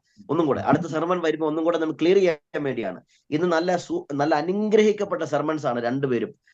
വളരെ കഷ്ടപ്പെട്ട്, പ്രത്യേകിച്ച് പൗലോസിന് എക്സോഡസ് ഒക്കെ ഇത്രയും വളരെ ഭംഗിയായിട്ട് കൈകാര്യം ചെയ്തു. അപ്പം നമ്മൾ ഇത് പുട്ടിന്റെ സെർമൺ പാറ്റേൺ അത്ര ഞാൻ പറയുന്നുള്ളൂ. ഒരു സാധാരണ വിശ്വാസികൾക്ക് മനസ്സിലാക്കുന്ന രീതിയിലുള്ള ഒരു സെർമൺ, ഒരു പ്രസംഗത്തിൽ ഫാഷനിൽ നമ്മൾ കൊണ്ടുവരിക. ഒരു 3 പോയിന്റ് ആയിട്ട് ഈ എക്സോഡസിനെ വിഭജിക്കുക. ഞാൻ പക്ഷെ അച്ചാന്റെ ടോപ്പിക്ക്, VP പൗലോസ് അച്ചാന്റെ ടോപ്പിക്ക് ക്രൂശിക്കപ്പെട്ട ക്രിസ്തു എന്നുള്ളതല്ലേ ഞാൻ പറഞ്ഞത് അല്ലേ? പക്ഷെ ഞാൻ അറിയാതെ വായിച്ചെടുത്ത ടോപ്പിക്ക് എന്നറിയാവോ? അടിമത്തത്തിൽ നിന്നൊരു വീണ്ടെടുപ്പ് എന്നുള്ള, അടിമത്തത്തിൽ നിന്നൊരു വീണ്ടെടുപ്പ്. അതാന്ന് ഓർത്ത ഞാനിരുന്നത്. ഞാനത് എഴുതി വെക്കുകയും ചെയ്തു പറഞ്ഞു പോയപ്പോഴത്തേന്. അതായിരുന്നെങ്കിൽ കുറച്ചും കൂടെ ഭംഗിയായിരുന്നു, നല്ല സൂപ്പർ ടോപ്പിക്കായിരുന്നു. അപ്പൊ ഞാൻ അച്ഛനെ പ്രസംഗിച്ച് വന്നപ്പോൾ ഞാൻ ഓർത്ത് അതായിരിക്കും ടോപ്പിക്ക്, നല്ല സൂപ്പർ ടോപ്പിക് ആയിരുന്നല്ലോ എന്ന് വിചാരിച്ചു. പക്ഷെ ക്രൂശിക്കപ്പെട്ട ക്രിസ്തു അത് എല്ലാവർക്കും അറിയാവുന്ന ഒരു വാക്കായിപ്പോയി. പക്ഷെ ഈ അടിമത്തത്തിൽ വീണ്ടെടുപ്പ് എന്ന് പറയുമ്പോഴത്തേന് നമുക്കൊരു ആകാംക്ഷയാണ്.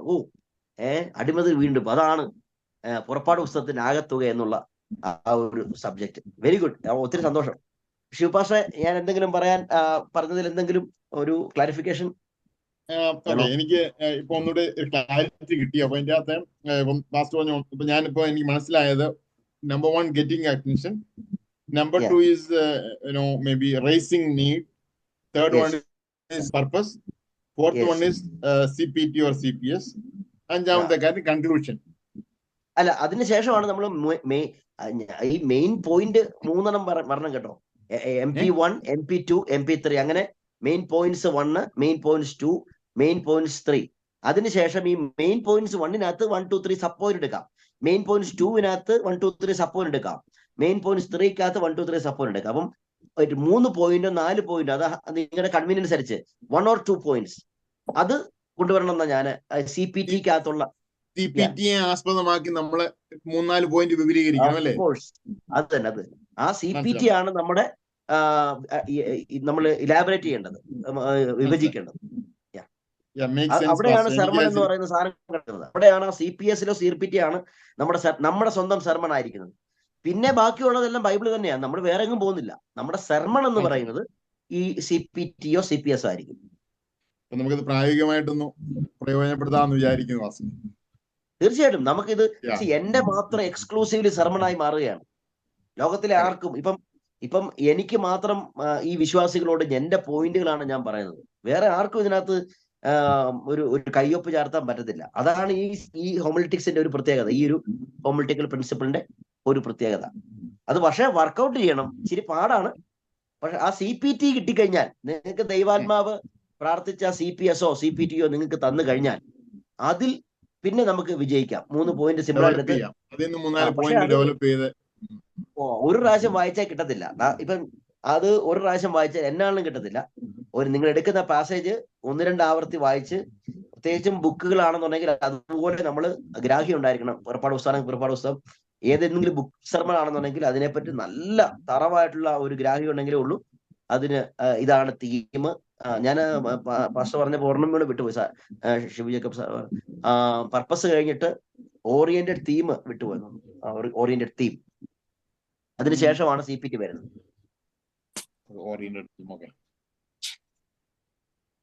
ഇത് നമ്മൾ വേറൊരു കാര്യം, അതിന് തമാശ എന്ന് പറഞ്ഞാൽ നമ്മൾ പ്രസംഗിക്കുമ്പോഴത്തേന് ഗെറ്റിംഗ് അറ്റൻഷൻ, തുടർന്ന് ഞാൻ പറയാൻ പോവുകയാണ്.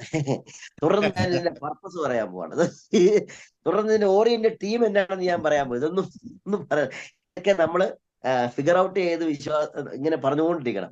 അടുത്ത റേസിംഗ് നീഡ്, പിന്നെ പോയിന്റ്സ് നമുക്ക് പറയാം. എന്റെ ഒന്നാമത്തെ പോയിന്റ്, ഇല്ലെങ്കിൽ നിങ്ങൾക്ക് വേണമെന്നുണ്ടെങ്കിൽ സെർമൺ ആണല്ലോ, ദിസ് ഈസ് മൈ ഫസ്റ്റ് എന്നാ പറയുന്നത് ക്യാപ്ഷനോ എന്നൊക്കെ വേണമെങ്കിൽ നമുക്ക് വേണമെങ്കിൽ ഒരു ഭംഗിക്ക് വേണം പറയാം, 1, 2, 3 എന്നുള്ള രീതിയിൽ.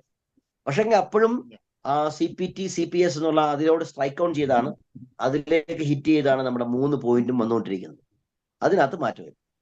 സന്തോഷ് ഭാഷ, മനസ്സിലായോ ഞാൻ പറഞ്ഞത്? മനസ്സിലായി സാറേ, മനസ്സിലായി. ഞാൻ ഒരിക്കലും വന്നത് എനിക്ക് മനസ്സിലായല്ലോ. അതുകൊണ്ടാണ് എനിക്ക് തോന്നിയായിരുന്നു കുറച്ചു പേർക്ക് ഇത് നിങ്ങളുടെ സെർമൺ കേട്ടപ്പോഴേ ഈ 3 പോയിന്റ് ആക്കാത്ത ഈ 4 സെർമൺ കേട്ടപ്പോ 5 സെർമൺ കേട്ടപ്പോ എനിക്ക് മനസ്സിലായി അത് CPS എന്നത് CPT ഏതാണെന്ന് പിടികിട്ടിയിട്ടില്ല എന്ന് എനിക്ക് മനസ്സിലായി. അപ്പം നമ്മൾ എടുക്കുന്ന ഒരു പാസേജ് ആയിരിക്കും ഏറ്റവും നല്ലത്. കുഴപ്പമില്ല. ഇനി ഒരു പ്രസംഗിക്കണമെന്നുണ്ടെങ്കിൽ കുഴപ്പമില്ല, സമയം ലാസ്റ്റ് ആകാം. എന്താ പറഞ്ഞേ പർപ്പസ് CPC കഴിഞ്ഞ് പറയാൻ പറ്റുമോ? പർപ്പസ് ഇല്ല, നമ്മള് ഈ പർപ്പസ് ഉദ്ദേശിക്കുന്നത് ഇന്ന് ഞാൻ 2 കാര്യമാണ് നമ്മൾ റേസിംഗ് നീഡ്, അതിന്റെ പർപ്പസ്. റേസിംഗ് നീഡ് എന്ന് പറഞ്ഞാൽ ഒരു ആവശ്യകത നമ്മൾ ഉയർത്തിക്കൊണ്ട് വരികയാണ്. ഇപ്പം നമ്മുടെ ഇപ്പം നമ്മൾ 2024 ഇത് 2024 വർഷം ഇല്ലെങ്കിലും പഴക്കമുള്ള പുസ്തകമാണ്. ഇത്രയും പഴക്കമുള്ള പുസ്തകങ്ങൾ അതിലൊരു വാക്യം എടുത്ത് ഞാൻ ശുശ്രൂഷിക്കണമെങ്കിൽ ഇന്നിന്റെ ആവശ്യകത എന്താണെന്ന് നമ്മൾ നോക്കണ്ടേ. അടുത്തത്, എന്തിനു വേണ്ടിയാണ് ഞാൻ ഇത് പ്രസംഗിക്കുന്നത്? ഇപ്പം 2 സിറ്റുവേഷൻ നമുക്ക് എടുക്കാം. ഒന്ന്, ഇപ്പോഴുള്ള ചുറ്റുപാടുകളിൽ നമുക്കുണ്ടാകുന്ന ആവശ്യകത. 2, ഇപ്പൊ ഞാൻ ഈ സഭയോട് ഈ പ്രസംഗിക്കണം, ഇല്ലെങ്കിൽ ഞാൻ എൻ്റെ ഉദാഹരണത്തിന് നമുക്ക് ഏതെടുക്കാം, ഒരു മരണ വീട്ടില്, ഈ മരണ വീട്ടിലൊരു സർമൺ, ആ മരണ വീട്ടിൽ നമുക്ക് കാനാവിലെ കല്യാണത്തിന് വീഞ്ഞൊരുക്കിയ കാര്യം പറയാൻ പറ്റത്തില്ല. അവിടെ ആ പർപ്പസ് നമുക്ക് വ്യക്തമാണ്. ഇവിടെ ദുഃഖാർത്തരായ ഭവനത്തിലെ ഇവിടെ മരിച്ചു കിടക്കുന്ന ഈ സഹോദരനോട് ഞാൻ ഒന്നും പറഞ്ഞാൽ അത് അർത്ഥവത്താകത്തില്ല. പക്ഷെങ്കിൽ എൻ്റെ ചുറ്റുപാടുമുള്ള സഹോദരങ്ങളോടും ഇവിടെ വന്നിരിക്കുന്ന ഇല്ലെങ്കിൽ ഈ മരണപ്പെട്ട ഈ സഹോദരന്റെ കുടുംബാംഗങ്ങളോടുമാണ് ഇന്ന് എനിക്ക് സംസാരിക്കാനുള്ളത്. അതാണ് അവിടുത്തെ പർപ്പസ്. അതാണ് അവിടെ നമ്മൾ പറയാൻ പോകുന്നത്. അവരെ ആശ്വസിപ്പിക്കാൻ വേണ്ടിയാണ് ഞാൻ പറയുന്നത്. അപ്പൊ ആ സ്പെസിഫിക് ആയിട്ടൊരു പർപ്പസ് നമ്മൾ പറഞ്ഞിട്ടാണ് അടുത്ത് നമ്മുടെ CPT പറയുന്നത്. നമ്മൾ മരണ വീട്ടിൽ പോയി CPT ഒക്കെ അടിച്ചു കഴിഞ്ഞാൽ അത്, പക്ഷെ ടോപ്പിക്കൽ സെർമൺ ഇത് കൊണ്ടുവരാം. വളരെ ഭംഗിയായിട്ട് ഇതൊക്കെ നമുക്ക് എടുത്തുകൊണ്ട് വരാം. I have A question. എനിക്കൊരു കാര്യം, നമ്മൾ ഈ ഓറിയന്റഡ് തീമും CPT ആയിട്ട് നമുക്ക് ഒരു അത് രണ്ടും മിക്സ്ഡ്, അത് വളരെ എഴുകിച്ചേർന്നാണ് നിൽക്കുന്നത് രണ്ടും.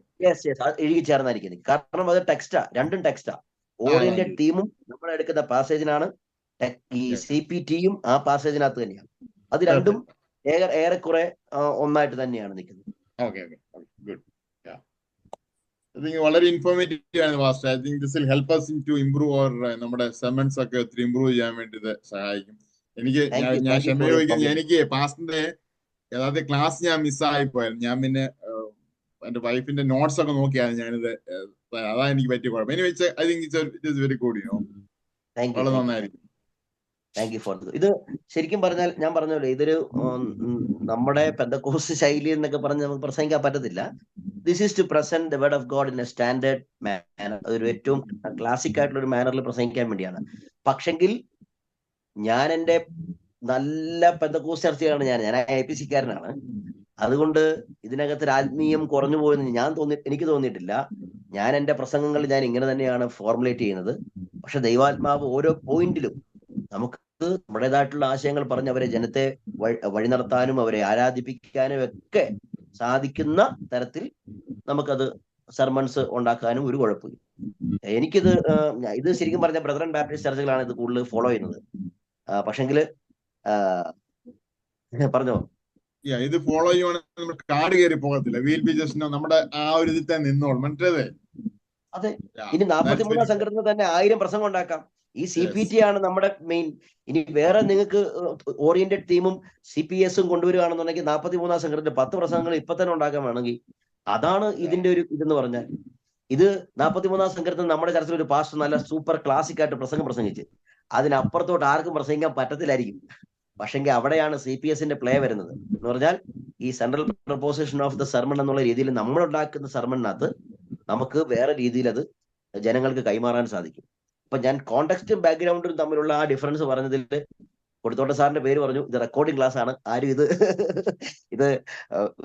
ഒരു വിവാദത്തിലേക്ക് കൊണ്ടുപോകരുത്. പിന്നെ കൊടുത്തോട്ടോ എന്നെ വലിച്ചു കീറുന്ന എനിക്കറിയാം. പക്ഷെങ്കില് ഞാൻ പറഞ്ഞ നമ്മളെപ്പോഴും ഞാൻ ഒരു ക്രിട്ടിക്കൽ മൈൻഡോട് കൂടെ പ്രസംഗങ്ങൾ കേൾക്കുന്ന ഒരാളാണ്. എന്റെ ജീവിതത്തില് അദ്ദേഹത്തിന്റെ പ്രസംഗങ്ങൾ ഒത്തിരി ഇൻഫ്ലുവൻസ് ചെയ്തിട്ടുണ്ട്. ഞാൻ അദ്ദേഹത്തെ ഇതല്ല, ഞാൻ പാർഷ്യലി ഡിസഗ്രി ചെയ്യുവാണ് ഈ ഹിസ്റ്ററി ഞാൻ പറയുന്നത്. കാരണം സ്റ്റെഫാനോസിന്റെ പ്രസംഗത്തില് സ്റ്റെഫാനോസ് പറഞ്ഞ മൊത്തം ഹിസ്റ്ററിയും പശ്ചാത്തലമാണ് പറഞ്ഞത്. അപ്പൊ നമ്മൾ വേറൊരു കാര്യം ഓർത്തണേ, ഓഡിയൻസ് ഏതാന്ന് വളരെ വളരെ നമ്മൾ മനസ്സിലാക്കണം. Who are the audience at that time? They know the history very well, and they were the Jewish people, and they need the context and the background very well. ആ സമയത്ത് അവർക്ക് തീർച്ചയായിട്ടും വേണം. അവരോട് അത് മാത്രമേ പറയാൻ പറ്റത്തുള്ളൂ.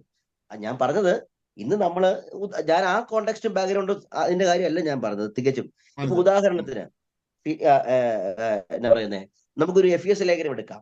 FES ലേഖനം അന്ന് 5 പട്ടണങ്ങളിൽ വലിയൊരു പട്ടണമാണ്.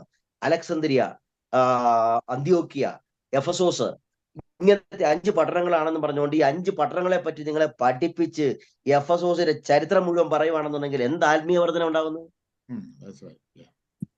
അപ്പൊ എഫസോസിലെ ഒന്നാമത്തെ പൗലോസ് പ്രാർത്ഥിക്കും, കർത്താവേ ഇവർക്ക് എന്നാ അത്യന്ത ശക്തി കൊടുക്കണം. ആ പ്രാർത്ഥന എന്താ? മൺകൂടാരത്തിന്മേൽ 1:19 വായിക്കില്ലേ, ഈ വാക്യാണ് നമ്മൾ എടുത്തേക്കുന്നത്. എന്നിട്ട് എഫേസ്യ ലേഖനത്തിന്റെ മുഴുവൻ പശ്ചാത്തലം പറഞ്ഞാല് ഈ പ്രാർത്ഥനയെ പറ്റി 2 വാക്ക് പറഞ്ഞില്ലെങ്കിൽ ഞാൻ ആ കാര്യത്തില് ഞാൻ എന്റെ റിലേറ്റീവ് ആണോ അങ്ങനെയൊന്നും വിചാരിക്കരുത്. ഷാജി ജോസഫ് പാസ്റ്റർ സെർമൺസ് അദ്ദേഹത്തിന്റെ പ്രസംഗങ്ങള് സാധാരണ ഒരു വിശ്വാസം, അത് കൂടുതൽ ബാക്ക്ഗ്രൗണ്ടും പറയത്തില്ല, ഹിസ്റ്ററിയും പറയത്തില്ല. പക്ഷെ വാട്ട് നീഡ് ഇന്റർപ്രിട്ടേഷനിൽ ഇന്ന് ഞാൻ വളരെയധികം പ്രോത്സാഹിപ്പിക്കുന്ന ഒരാളാണ്. ഇത് വളരെയധികം നല്ലൊരു പ്രസംഗം എന്ന് പറയുന്നത് ഷാജി ജോസഫ് പാസ്റ്റർ പ്രസംഗങ്ങൾ വളരെ ഇതാണ്, ഇൻഫർമേറ്റീവ് ആണ്. അപ്പോൾ തന്നെ നമ്മുടെ ആത്മീയ ജീവിതത്തിന് ചൈതന്യം വരുത്തുകയാണ്. എനിക്കതേ ഞാൻ കൺസേൺ ആകുന്നുള്ളൂ. എന്റെ ഒരു ഫ്രണ്ട് ഇരിക്കുന്ന ഓഡിയൻസിന്റെ മനസ്സാണ് നമ്മൾ റീഡ് ചെയ്യേണ്ടത്. അല്ല, ശിവപാസ്റ്റർ പറഞ്ഞത് ശരിയാണ്. ഒരു ഹൂ ഈസ് ദ ഓഡിയൻസ്, അതാണ് നമ്മൾ ചിന്തിക്കേണ്ടത്. ഞായറാഴ്ച ആരാധനയ്ക്ക് വരുന്ന വിശ്വാസികളോട് നമുക്ക് കിട്ടുന്ന 45 മിനിറ്റില് ഒരു 20 മിനിറ്റ് നമ്മൾ ബാക്ക്ഗ്രൗണ്ട് ഹിസ്റ്ററിയും പറഞ്ഞുകൊണ്ടിരുന്നാല് എനിക്ക് തോന്നുന്നില്ല അവർക്ക് ആത്മീയ വർധന ഉണ്ടാകും എന്ന്. ഞാൻ എഗ്രി ചെയ്യുന്ന വാസു, ഞാൻ പറഞ്ഞ ഡിഫറെന്റ് പെർസ്പെക്റ്റീവ് ഉണ്ടെന്നുള്ളതാണ്. എനിക്ക് മനസ്സിലായി. അല്ല, നമ്മളെപ്പോലൊരു ക്ലാസ് ആണെന്നുണ്ടെങ്കിൽ തീർച്ചയായിട്ടും ഒരു ബൈബിൾ ക്ലാസ് സ്റ്റുഡൻസ് ആണ്, തീർച്ചയായിട്ടും നമുക്ക് ഒരു ബാക്ക്ഗ്രൗണ്ടും കോണ്ടെക്സ്റ്റും കൂടുതൽ പറയുകയാണെന്നുണ്ടെങ്കിൽ, ഒരു കൺവെൻഷൻ ആണെങ്കിൽ പോലും ഇച്ചിരി കൂടുതൽ പറയുകയാണെന്നുണ്ടെങ്കിൽ ദാറ്റ്സ് ഓക്കെ. കാരണം ആ വാക്കോ ആ വാക്യമോ നമ്മൾക്ക് അപ്ഡേറ്റ് ചെയ്യണമെങ്കിൽ, അല്ലെങ്കിൽ അവർക്ക് മനസ്സിലാക്കണമെങ്കിൽ അത് പറയുന്നതിന് കുഴപ്പമില്ലെന്നാണ് എൻ്റെ വാദം. പക്ഷെങ്കിൽ ഓവർ നമ്മൾ ബാക്ക്ഗ്രൗണ്ടിലും കോണ്ടെക്സ്റ്റിലും എംഫസിസ് ചെയ്യുകയാണെന്നുണ്ടെങ്കിൽ നമുക്കൊരു എന്താ പറയുന്നത്, സ്പിരിച്വലി നമ്മൾ ഗ്രോണപ്പ് ചെയ്യാൻ ഒത്തിരി ഇതായിരിക്കും. അമ്മച്ചി 86 വയസ്സുള്ള അമ്മച്ചിക്ക് എഫസോസിലെ ചരിത്രം മുഴുവൻ കേട്ടില്ല. അമ്മച്ചി ഇങ്ങനെ പോകാണ്ടിരിക്കുക, അമ്മച്ചിയെ പ്രത്യാശ പറഞ്ഞിട്ട് അവരെ ബലപ്പെടുത്തേണ്ടത് എന്നാണ് എൻ്റെ ആ ഒരു സിമ്പിൾ ഇതാണ്. ഒരു കാര്യം ഈ ഹോംലിക്സിന് നല്ല പുസ്തകങ്ങൾ നമുക്ക് തീർച്ചയായിട്ടും രമേശ് റിച്ചാർഡ് എന്ന് പറയുന്ന, അത് ഇംഗ്ലീഷ് പുസ്തകങ്ങളാണ് എനിക്ക് കൂടുതൽ അറിയാവുന്നത്. ഞാൻ എൻ്റെ കയ്യിലിരിക്കുന്ന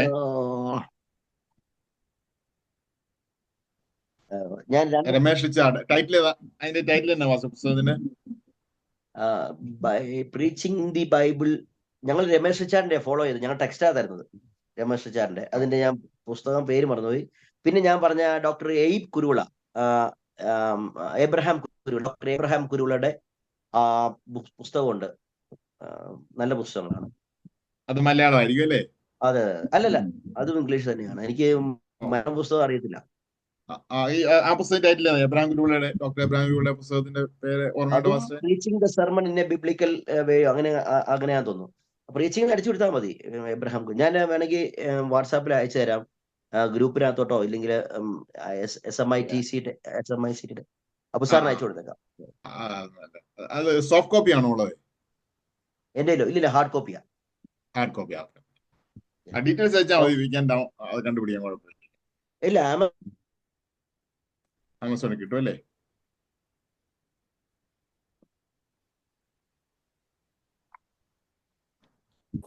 ആമസോണിനകത്തുണ്ട്, ഒരു പൈസ കൊടുക്കണം തോന്നുന്നു. Okay, very good. Kindle app നിങ്ങൾ എല്ലാവർക്കും യൂസ് ചെയ്യാൻ കേട്ടോ. നിങ്ങൾ എല്ലാവരും ഈ കിൻഡിൽ KINDLE കിൻഡിൽ എന്ന് പറഞ്ഞ ഒരു ആപ്പ് നിങ്ങൾ ഡൗൺലോഡ് ചെയ്യുകയാണെന്നുണ്ടെങ്കിൽ മലയാളം ബുക്സ് ഉണ്ട്, എല്ലാ ബുക്സും അവൈലബിൾ ആണ്. KINDLE Amazon Kindle app. Kindle അത് വളരെ പ്രയോജനപ്പെടുന്ന ഒരു ആപ്ലിക്കേഷൻ ആണ്.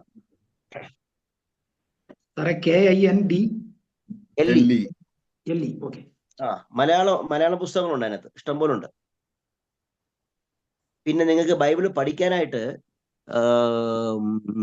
BLB ബ്ലൂ ലീനിയർ ബൈബിൾ എന്ന് പറഞ്ഞുകൊണ്ടൊരു ആപ്ലിക്കേഷൻ ഉണ്ട്, ഫ്രീ ആണ്. അത് ഇന്റർനെറ്റിൽ വേണമെന്നുള്ളൂ. Blue linear BLB, blue letter Bible BLB. പിന്നെ ലോഗോസ് കുഴപ്പമില്ല, ലോഗോസ് ആപ്പ് കുഴപ്പമില്ല. ഇതൊക്കെ നമ്മുടെ ഫോണിനകത്ത് നമുക്ക് ഡൗൺലോഡ് ചെയ്യാവുന്ന ആപ്ലിക്കേഷൻസാണ്. ബ്ലൂ ലെറ്റർ ബൈബിളിന്റെ ഇന്റർലീനിയർ ഗ്രീക്കും ഹീബ്രു ഒക്കെ നല്ലതാണ്. ഏറെക്കുറെ നല്ല ട്രാൻസ്ലേഷൻ ആണെന്നാണ് ഞാൻ മനസ്സിലാക്കുന്നത് ബ്ലൂ ലെറ്റർ ബൈബിളിന്റെ. Okay, thank U. നിങ്ങൾക്ക് എല്ലാവർക്കും ഈ ക്ലാസ്സുകൾ പ്രയോജനമായിരുന്നു വിചാരിക്കുന്നു. അടുത്ത പ്രാവശ്യം ആരൊക്കെയാണ് പ്രസംഗിക്കുന്നത് വേണമെങ്കിൽ ഇപ്പൊ തന്നെ പറയുകയാണെന്നുണ്ടെങ്കിൽ അവർക്ക് പ്രിപ്പയർ ചെയ്യാലോ.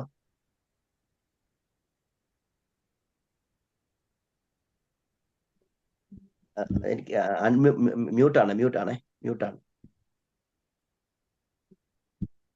സുജാ സിസ്റ്റർ കാണും, സുജാ മോസസ് സിസ്റ്റർ കാണും. സുജാ മോസസ് സിസ്റ്റർ, പിന്നെ സൈജു കെ മാത്യു. ഒരിക്കലും ഈ വീഡിയോ ഓണാകാത്ത കുറച്ച് പേരുണ്ടല്ലോ, അവരാരെങ്കിലും പ്രസംഗിക്കേ? സാറേ എന്റെ വീഡിയോ ഓണാക്കാം, ഇവിടെ നെറ്റിന്റെ വലിയ പ്രശ്നമുള്ള, ഇവിടെ ഡൗൺ ആക്കി വെക്കുന്നവര്. ആണോ?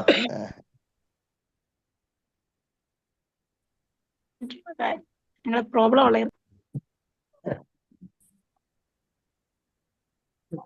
ഷിജി സിസ്റ്റർ പറ്റുമോ? ഷിജി സിസ്റ്റർ.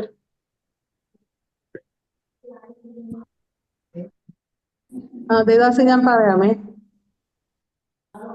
ഓക്കെ. അപ്പൊ 3 പേരായി പാസ്റ്റർ. സുജ സിസ്റ്റർ ഉണ്ട്, ഷിജി സിസ്റ്റർ, സൈജു കെ മാത്യു.